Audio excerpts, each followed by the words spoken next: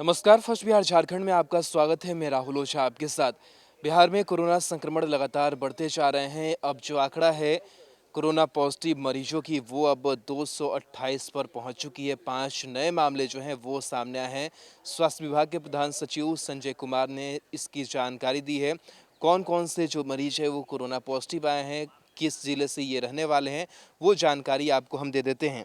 आपको बताएं कि 5 जो नए केसेस सामने आए हैं, जिससे आंकड़ा 228 पहुंच चुका है, जिसमें 2 पुरुष जो 27 साल 55 साल के हैं, ये रोहतास में कोरोना पॉजिटिव पाए गए हैं। साथ ही एक पुरुष जो 35 साल का है, ये कुर्था अरवल जिला से सामने आया है, यानी कि नया केस जो है वो अरवल से आज सामने आया है।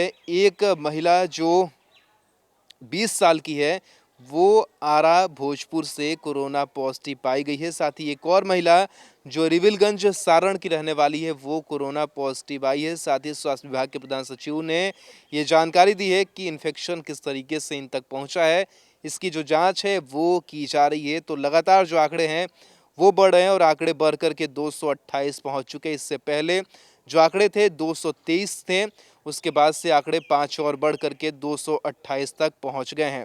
तो लगातार कोरोना का संक्रमण जो है वो बढ़ता जा रहा है। हालांकि इस बीच स्वास्थ्य विभाग के प्रधान सचिव ने ये भी जानकारी दी है कि जो मरीज हैं वो भी काफ़ी संख्या में अब तक ठीक भी हो रहे हैं।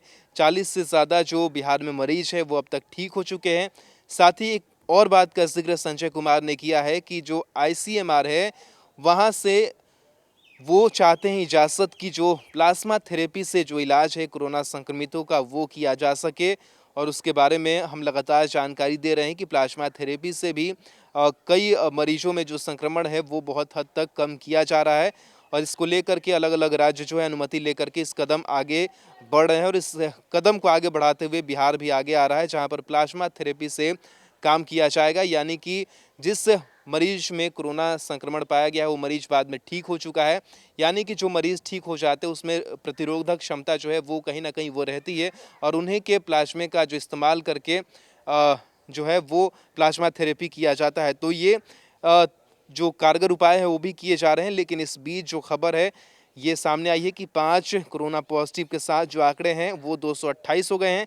एक बार फिर से आपको बताएं कि 2 पुरुष जो 27-55 साल के हैं रोहतास के हैं, एक पुरुष जो 35 साल के कुर्था अरवल के रहने वाले हैं, एक महिला जो 20 साल की है आरा भोजपुर से, और एक महिला जो रिविलगंज सारण की रहने वाली है, ये कोरोना पॉजिटिव पाई गई हैं। तो लगातार कह सकते हैं कि जो आंकड़े हैं वो बढ़ रहे हैं और अलग अलग ज़िलों के भी जो हालात है वो अच्छे नज़र नहीं आ रहे। पटना की अगर बात करें तो पटना में भी जो संक्रमण है वो लगातार बढ़ता जा रहा है। खास करके खाजपुरा इलाके की बात करें और जो नया मामला पटेल नगर से सामने आया उस इलाके को भी प्रतिबंधित कर दिया गया है।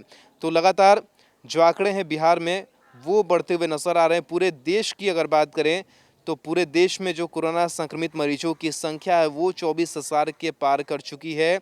जो मौतें हैं वो 700 से ज़्यादा पूरे देश में हो चुकी है।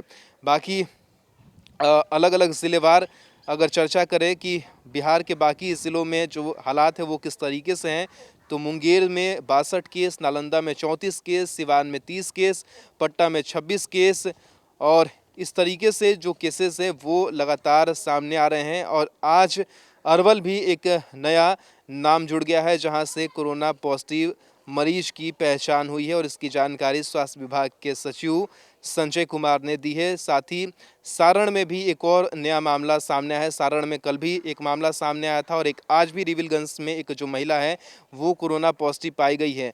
तो अब तक जो सारण में पॉजिटिव मरीजों की संख्या है वो 3 हो चुकी है। हालांकि सारण में एक मरीज जो है वो ठीक हो चुके, यानी कि 2 एक्टिव केसेस अभी भी सारण छपरा में बरकरार है।